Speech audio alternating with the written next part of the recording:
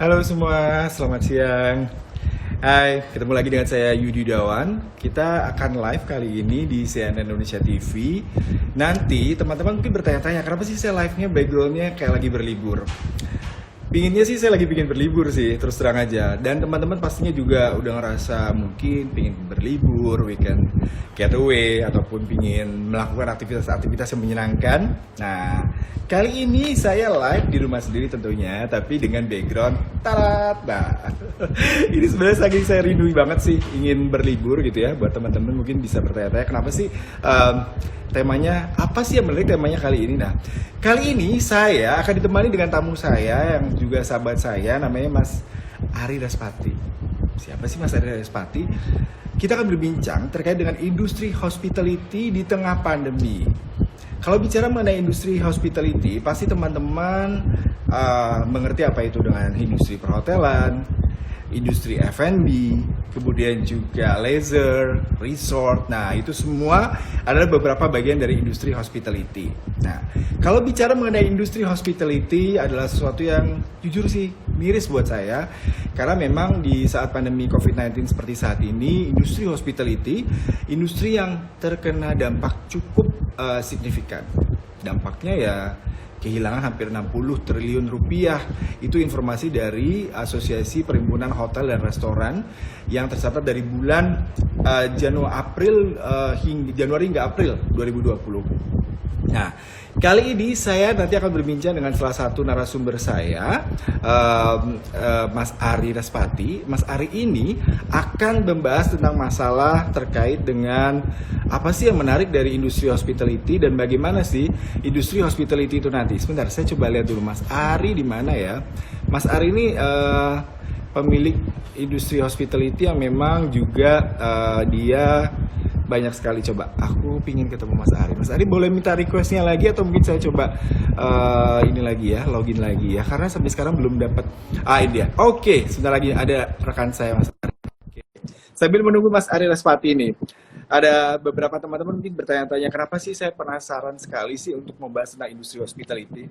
Halo, selamat siang Mas Halo, Ari. Mas Yuda. Aduh ini. Aduh, Mungkin gimana? saya mau Suaranya kenalin oke? dulu nih buat teman-teman tentang Mas Ari nih ya. Kalau tadi dari CV-nya Mas Ari ini memang seorang pakar dan juga pelaku industri Waduh. hospitality, perhotelan gitu ya. Karena sempat jadi GM di hotel-hotel bintang 5, kemudian juga bahkan mengembangkan hotel sendiri nih di Yogyakarta. Iya, Nah, di Bali juga ya kayaknya ada sebuah iya betul. resort ya. Nih kalau hotelnya di Jogja nih, saya belum pernah nginep di hotelnya tuh di Yacht Colony ini. Mungkin teman-teman mungkin penonton live kali ini yang pernah ke Jogja boleh jadi pernah mengecap untuk stay liburan di sana di Yacht Colony Jogja yang konsepnya unik karena ternyata ownernya nih kalau saya baca di CV tadi seorang arsitek ya Mas ya.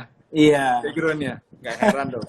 Hotelnya juga unik dan instagramable banget. Nah, kali ini Mas Ari akan berbincang bersama saya terkait dengan industri hospitality karena memang dari beberapa referensi saya baca industri hospitality ini yang paling banyak kena imbasnya Mas Ari. Iya, betul. Salah satunya pasti Mas Ari juga selaku pelaku industri Betul. hospitality ini merasakan Betul.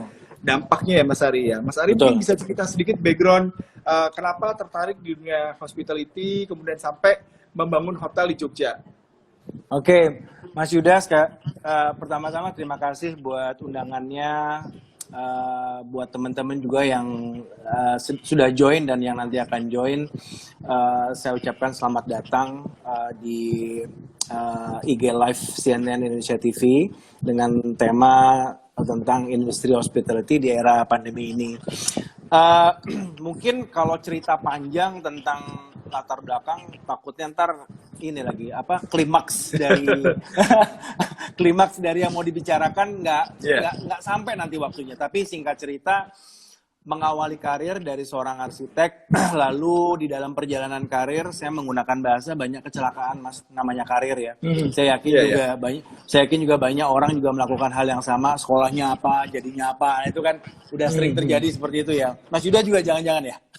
Iya Mas. Ya kan, nah ya kan.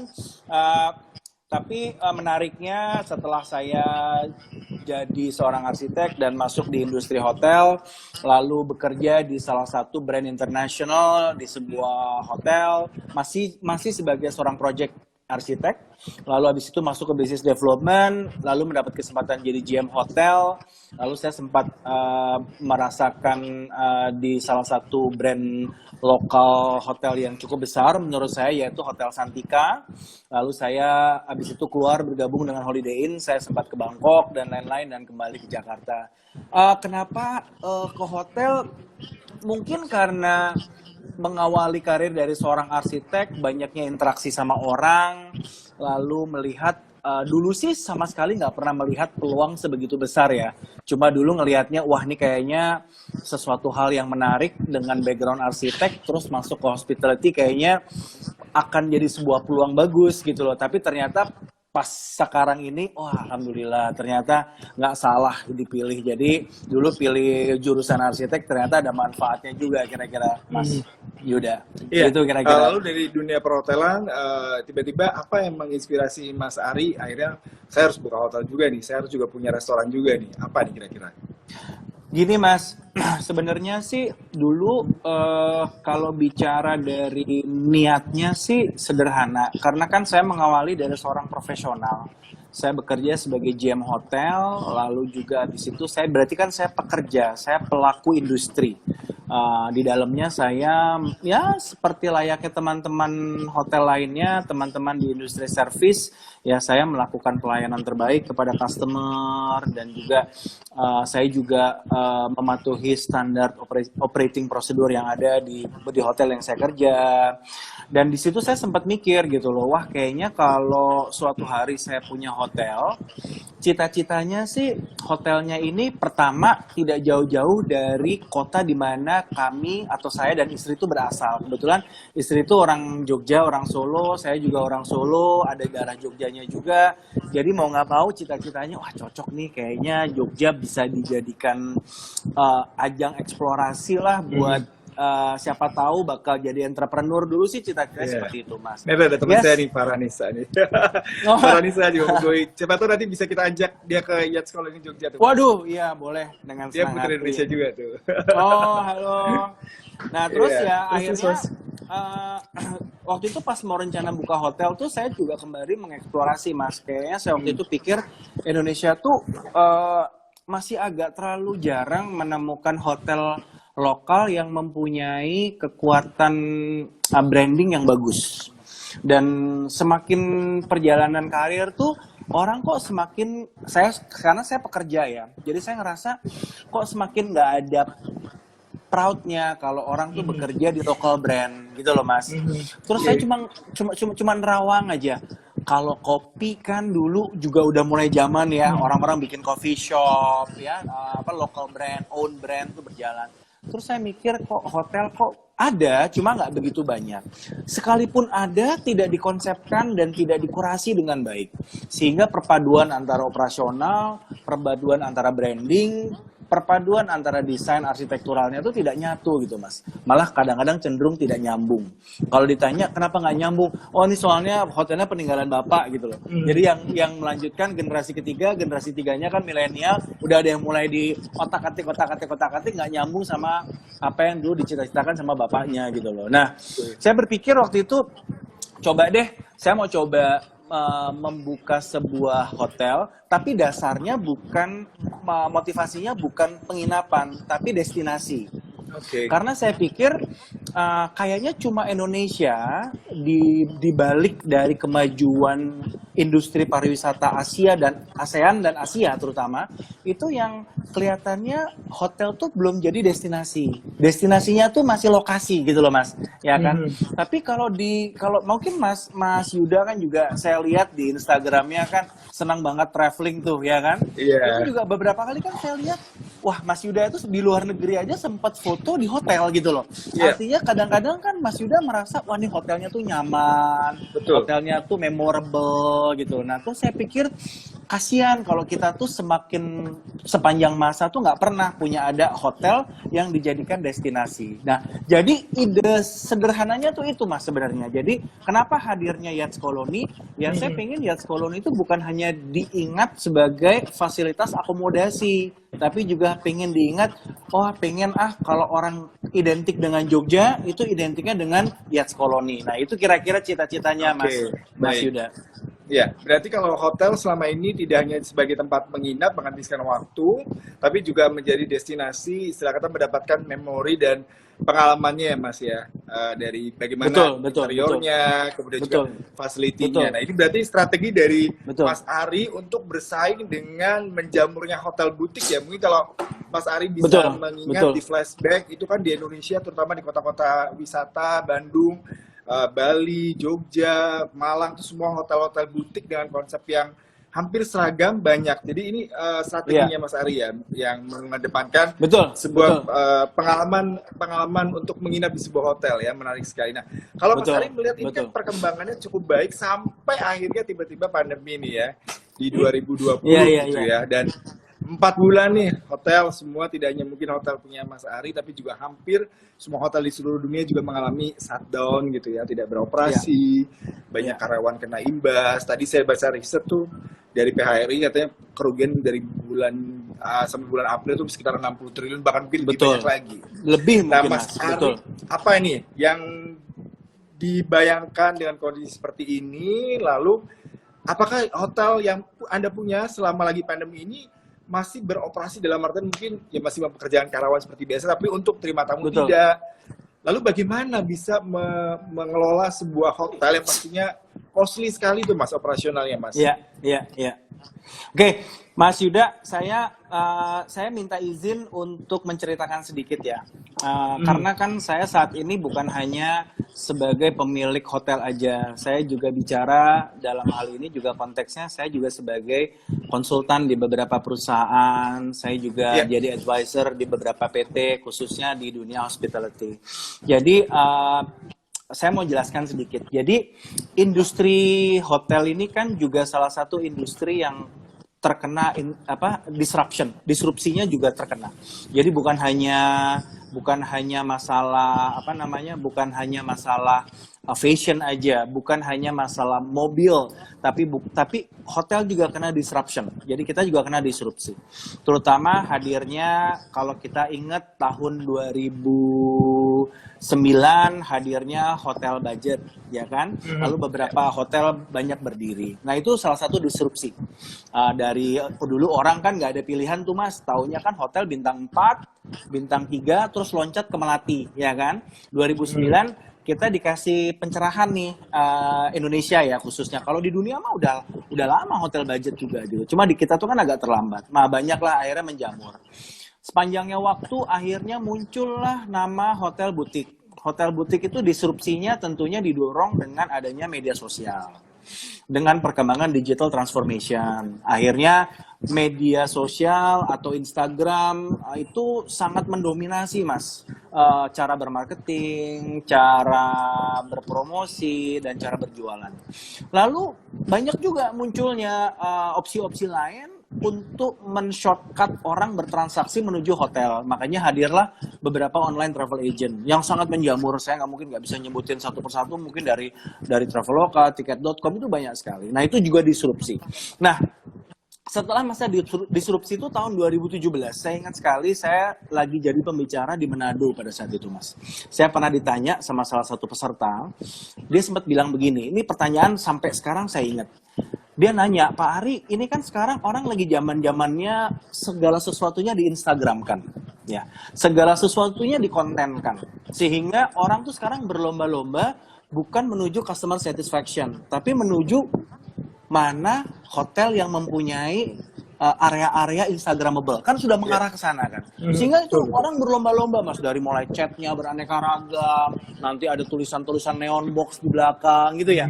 Nah terus pada saat menjawab Mas 2017, saya ingat banget di bulan Oktober, saya ngomong begini sama peserta, saya bilang yang jelas keadaan seperti ini, waktu itu masih 2017 ya, keadaan seperti ini itu tidak akan berdurasi lama, seperti layaknya masa-masa durasi yang kemarin. Jadi Iya. durability-nya itu semakin pendek. Lalu saya sempat bilang, yang akan menghentikan nanti ada suatu momen yang akhirnya orang dipaksa untuk berhenti.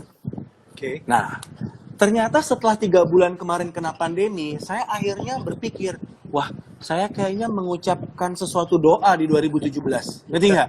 Dan saya nggak Iya, iya, kerasa, iya. ternyata sekarang semua industri sedang melakukan disrupsi yang luar biasa. Jadi benar-benar kalau saya bilang benar-benar apa ya, orang tuh harus dipaksa untuk berpikir, orang harus berbicara bagaimana caranya, orang harus melihat segala sesuatunya untuk survive. Nah, itu menurut saya nggak mudah karena surviving ini sekarang di dalam satu mood atau di dalam satu semangat yang orang harus bertahan.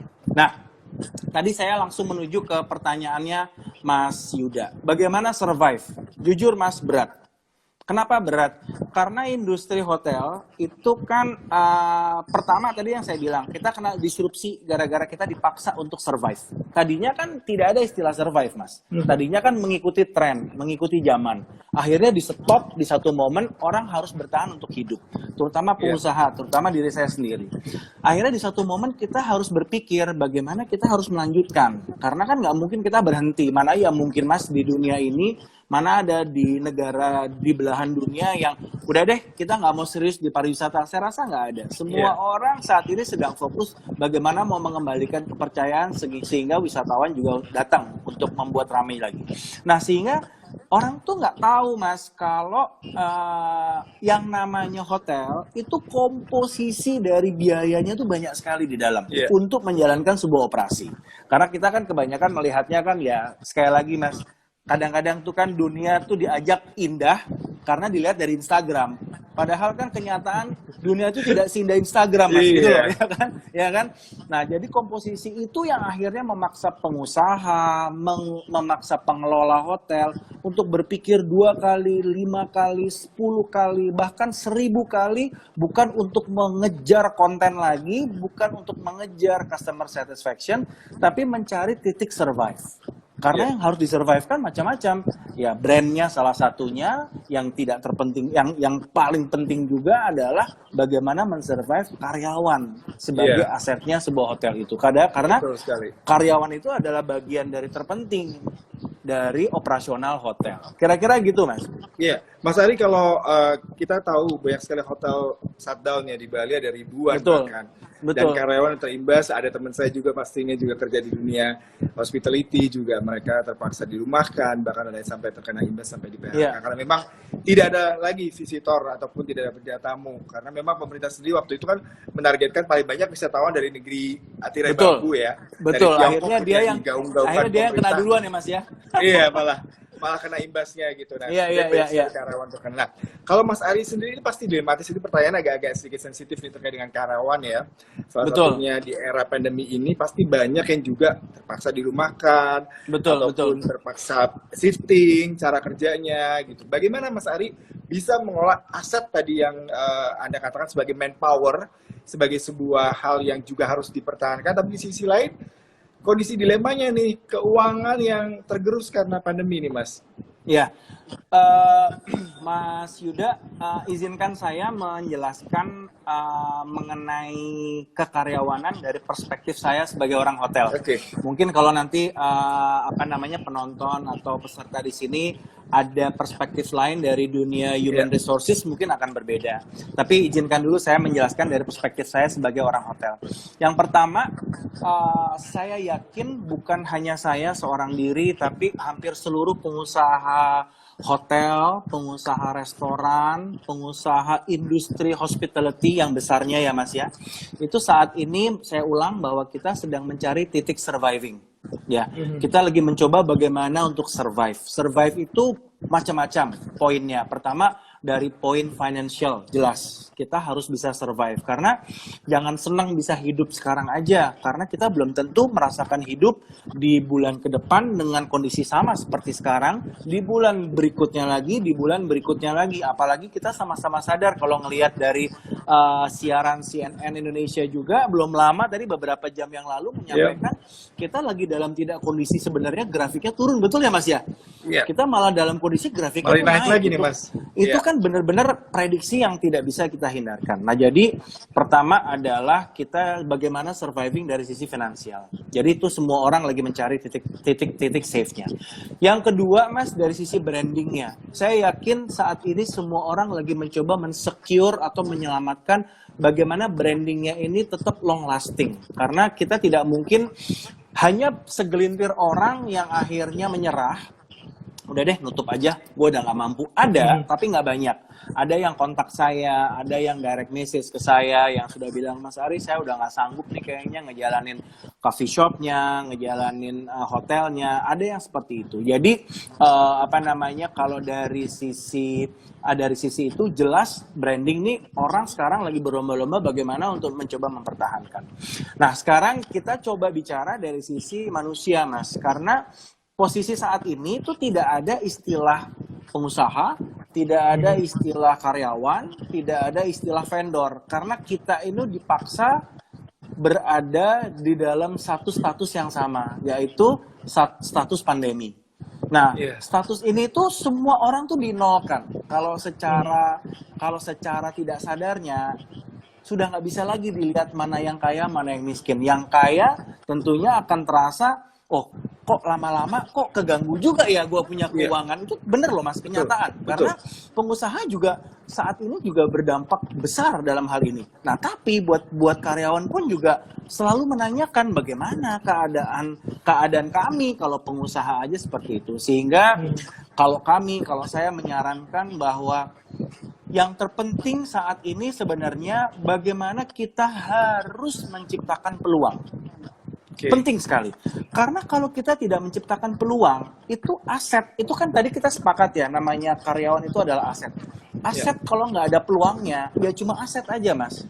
Kalau aset itu bisa bikin peluang dan ada opportunity untuk menambahkan value lebih besar, itu punya tabungan ke masa depannya. Nah jadi kita ini termasuk saya menceritakan ke beberapa kawan-kawan di industri hotel, di industri restoran, saya bilang kamu harus ciptakan peluang, nggak boleh diem aja.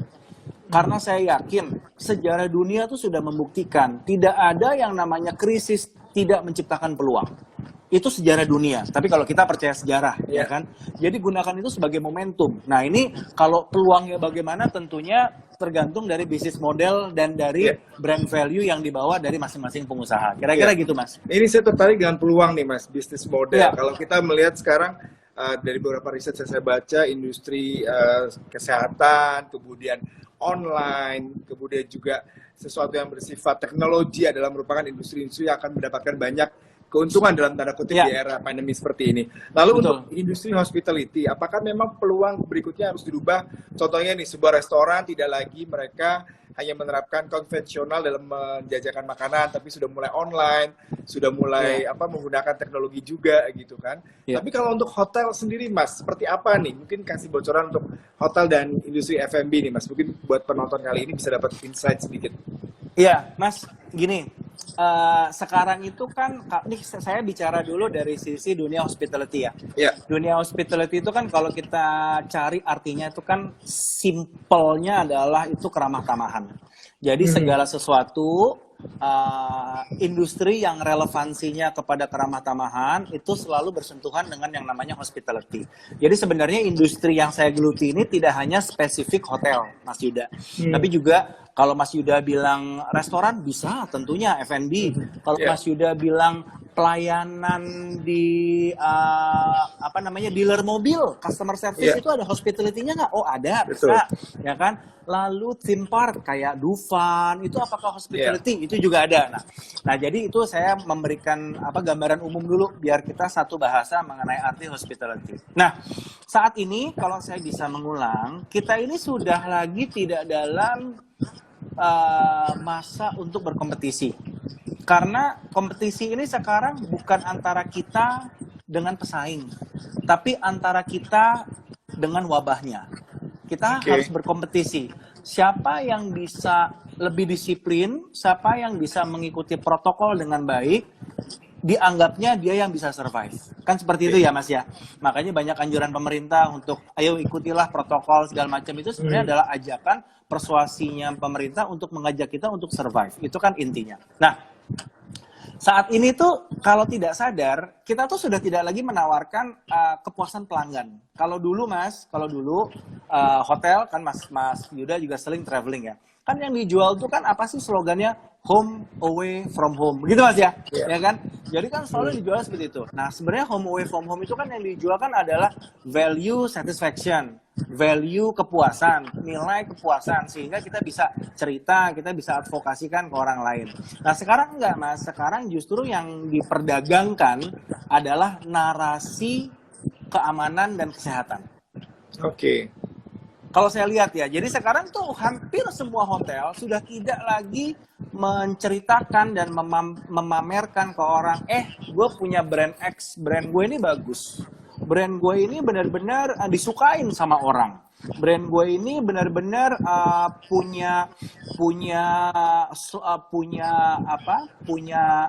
bakal memberikan experience kepada orang untuk tinggal sangat puas. Sekarang udah enggak. Sekarang itu yang dilombakan tuh narasinya adalah narasi keamanan, narasinya adalah narasi kesehatan. Semua hotel menampilkan promosi yang sama, gitu loh Mas. Yang dijual itu video yang sama, video hand sanitizer, ya kan? Pakai Videonya face shield itu gitu ya. pakai face shield, itu semua sama. Nah, saya tuh kemarin waktu saya pernah bicara sama salah satu klien, saya bilang, ini harus berhati-hati. Karena apa? Karena kita ini saat ini tuh kan berada di kompetisi narasi, Mas. Kalau nggak sadar ya, kita ini kan berlombanya sekarang udah bukan kalau zaman saya. Saya ini pernah sales hotel, Mas. Tahun 2004 sampai 2006 tuh saya sales hotel. Sales hotel itu yang dilombakan kan bagaimana mendapatkan tamu masuk ke hotel kita, baik itu menginap ataupun meeting. Dulu kan yang dilombakan kan kehebatan nilai, bagaimana seberapa besar kita bisa masukin tamu. Kalau sekarang yang dilombakan adalah narasinya. Jadi saya hanya mau menghimbau nih sama teman-teman, berhati-hatilah untuk melakukan narasi. Karena apa? Karena sekarang tuh semuanya seragam. Dan semuanya tuh kita asumsinya para tamu dan para masyarakat tentunya itu sudah berilmu, sudah berknowledge tentang bagaimana kita harus fully aware dengan kedisiplinan diri. Jadi saya sih berharap ya perlombaan atau persaingan itu akhirnya tampak, tapi bukan semata-mata wah hotel saya lebih sehat, hotel saya lebih nyaman, gitu loh, ngerti nggak? Karena saya khawatir kalau suatu hari semuanya ke sana akan ada titik deadlock, akhirnya sudah tidak ada lagi nilai-nilai hospitality, Mas. Yang itu yang saya khawatirkan. Karena semuanya sama. Coffee shop pun dia sama. Yang dipamerkan di Instagram sama. Yang divideokan di IG Stories sama. Sampai hafal kita kadang-kadang.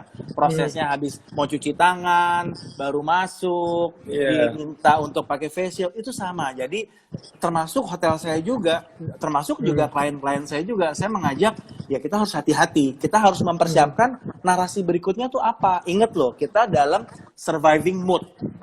Kita harus bertahan hidup. Yang dinarasikan jangan cuma hand sanitizer.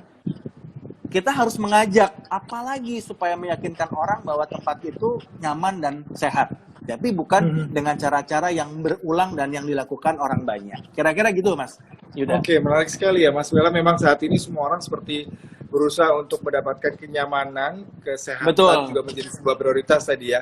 Karena hampir semua seragam. Dan ini saya juga tadi mengunderline lagi terkait dengan tidak lagi berkompetisi di antara sesama pemain industri hospitality ataupun industri F&B, perhotelan, tapi sekarang mau nggak mau survive dalam tanda kutip survive mode seperti ini. Nah, kalau Anda lihat ini kan semua masih melakukan prediksi ya, Mas ya. Ada yang dikatakan dari BIN sendiri akhir Juli, ternyata udah Juli, waduh kayaknya masih panjang. Kemudian dari sejumlah pakar epidemiologi juga gitu. Dan ini sepertinya akan proses yang cukup panjang.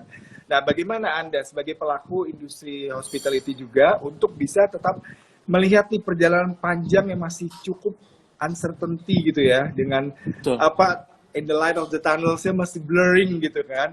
Bagaimana Anda bisa terus meningkatkan spirit untuk fight, kemudian juga untuk tetap bisa beroperasi di bisnis hospitality Anda, Mas? Iya. Jadi gini, Mas Yuda, saya sharing aja sedikit bahwa eh, kita ini waktu hadirnya pandemi, waktu kita ada wabah, ke perumpamannya gini Mas, kalau zaman kita kecil Mas Yuda pernah nggak sempet main benteng? Atau main petak umpet? Udah lama Pernah? banget gak main. Main petak Pernah, umpet pernah tahu? sih, pernah, Tapi pernah. tahu kan? Oke. Ambillah main petak umpet, kayaknya itu permainan Oke, seluruh oke. masyarakat Indonesia lah ya. Main petak umpet ataupun main benteng atau apapun nama permainan, itu kan selalu itu ada aba-aba Mas. Tahu aba-aba apa ya? Oke. Ada signal. Iya. Jadi kalau kita main itu kan 1, 2, 3, 4, cari temennya. Nah, gitu kan tuh ada aba-aba. Nah, kebetulan pandemi ini adalah segala sesuatu yang memang tidak ada aba-abanya. Semua orang itu dipaksa untuk masuk, semua orang dipaksa untuk berada di dalam di dalam satu wadah, di mana wadah ini mau tidak mau kita merasa kanan dan kiri itu sama, gitu loh Mas, ya kan? Nah, karena tidak ada kesiapan apapun juga, karena tidak ada kesiapan apapun juga, tidak ada orang yang mempersiapkan apapun. Akhirnya termasuk diri saya juga, Mas. Akhirnya kita berkaca bahwa selama ini tuh kita terlalu menikmati jalannya bisnis tanpa net strategi. Nah, safety net strategi itu apapun juga terjadi, Mas. Misalkan contohnya, kalau kita di usaha saya ya, kemarin ya di hotel, itu kita mikir kita menyiapkan safety net finance, itu tentunya bagaimana kita bisa mereserve keuangan 1 bulan, 2 bulan, 3 bulan ke depan. Lalu juga kalau dari safety net dari sisi SOP, Mas. Dulu kita hotel tuh kan termasuk salah satu yang mengedepankan hygienity, ya kan? Kita tuh yang kebersihan segala macam. Tapi kan akhirnya apa yang terjadi? Kita tuh akhirnya terpaksa patuh dengan SOP baru, ya kan? Nah, akhirnya kita tidak persiapkan itu. Tidak ada aba-aba untuk kita merubah SOP-nya. Dan sekarang hampir semua orang di dalam industri hospitality sedang mengadaptasi SOP baru. Mau tidak mau, suka dan tidak suka. Nah, sekarang akhirnya saya ada keywordnya, Mas. Keywordnya adalah safety net. Nah, kalau bicara mengenai prediksi, tadi kan Mas Yuda sempat sampaikan, kayaknya hari ini itu orang yang pernah memprediksi 2 bulan lalu itu kayaknya sudah terbukti salah. Karena hari ini ternyata belum selamat dunia, ya kan? Malah dari grafik yang ada cenderung lebih meningkat.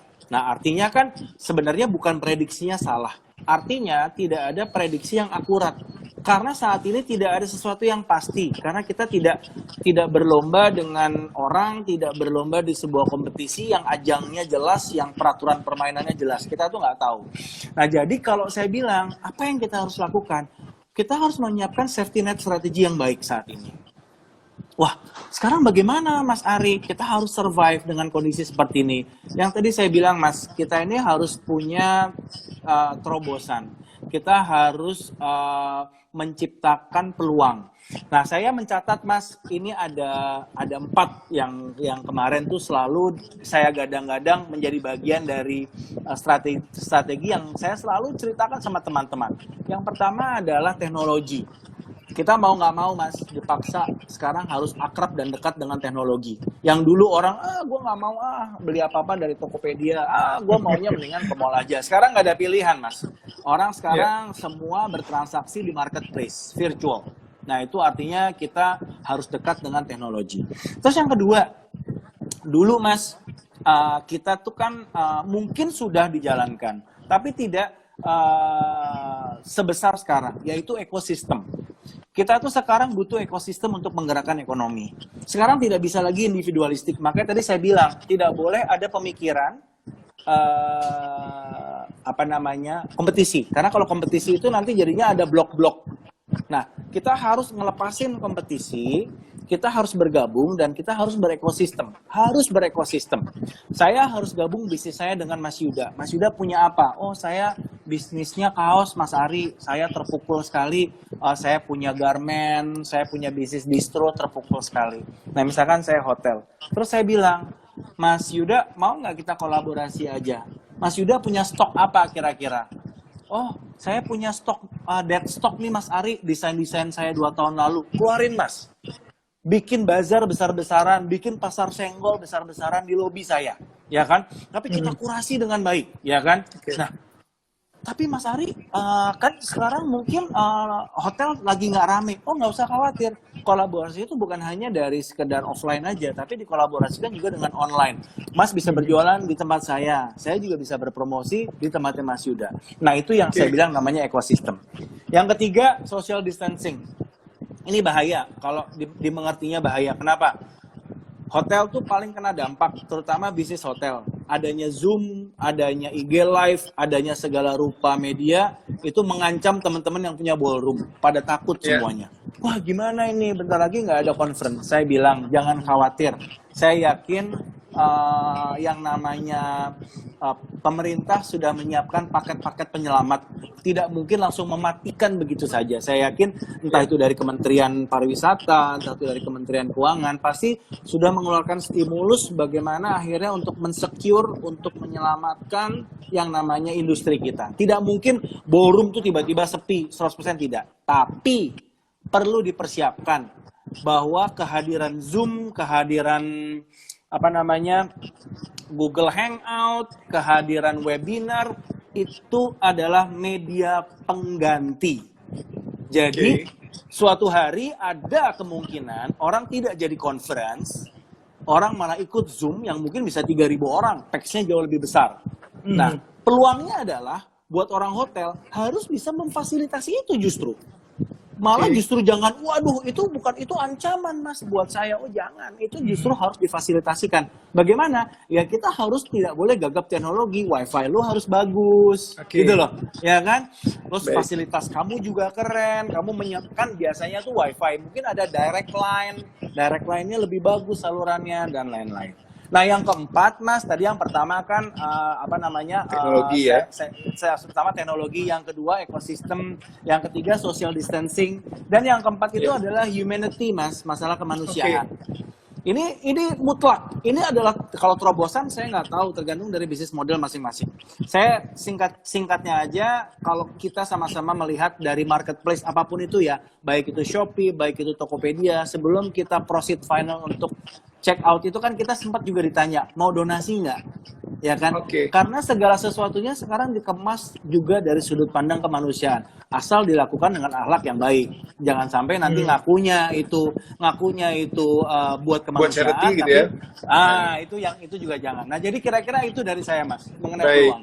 Wah, menarik sekali nih Mas Ari. 30 menit kayaknya kurang ya. Kalau saya pribadi memang tidak bergerak di bidang hospitality, tapi sebagai orang media saya sangat berkorelasi dengan bidang ini, karena kadang-kadang kalau saya tidak hanya liburan, tugas keluar kota juga selalu nginep di hotel, selalu juga makan di restoran, di rumah makan. Tadi ada yang menarik adalah terkait bagaimana mampu berkompetisi tadi teknologi ya, harus mulai beradaptasi ya dengan teknologi ya Mas, tidak lagi antipati dengan teknologi. Kemudian yang kedua juga harus social distancing di sini, justru melihat sebagai peluang ya, webinar tadi, Zoom itu bagaimana nih teman-teman di bisnis perhotelan bisa mengambil peluang dengan hal ini. Kemudian humanity juga tadi ya Mas ya, yang menarik karena memang banyak sekali orang-orang di masa pandemi ini yang mau mengeluarkan uang dengan kepedulian terhadap sesama. Misalkan beli masker, ada charity-nya juga, kemudian juga mungkin ada kegiatan-kegiatan sosial yang boleh jadi bisa berbagi bersama untuk teman-teman yang lain.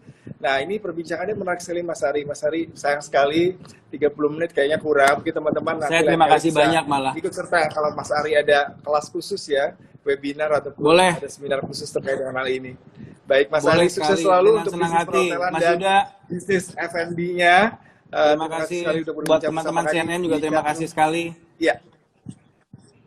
Baik, Mas Ari. Sampai jumpa Mas Ari. Terima kasih sudah berbincang. Thank you Mas Yuda. Thank you. Ya, sama-sama. Wah, itu menarik sekali tadi kita berbincang bersama Mas Ari ya. Kalau bicara mengenai Mas Ari ini sesuatu yang sangat menarik tadi, ada bagaimana industri hospitality bisa tetap bersaing. Kuncinya tadi harus bisa membaca peluang. Meskipun peluang itu sedikit, tapi peluang sekecil apapun itu bisa membawa kesuksesan. Tadi salah satunya mungkin teman-teman sudah nggak peduli mengenai sosial, bagaimana berinteraksi menggunakan teknologi gitu. Kemudian juga mengenai social distancing, tadi bukan berarti social distancing tidak menjadi peluang, karena bisa jadi ini pihak-pihak perhotelan bisa menggunakan teknologi itu untuk mendapatkan peluang orang yang ikut webinar, kemudian Zooming, dan juga Google. Kemudian juga tadi mengenai humanisme juga, itu hal yang penting yang menarik. Demikianlah tadi perbincangan bersama Mas Ari Raspati, ini salah seorang pelaku industri hospitality dan juga seorang pembicara, banyak sekali berbagi tentang informasi terkait hal ini. CNN Indonesia Chatroom masih akan hadir minggu depan, kita akan 2 kali seminggu akan menemani teman-teman untuk mungkin bekerja atau makan siang pada jam-jam 14 hingga jam 14.30. Saya Yudi Doan, terima kasih atas kebersamaan Anda hari ini. Sampai jumpa dan tetap semangat, tetap jaga kesehatan. Bye-bye.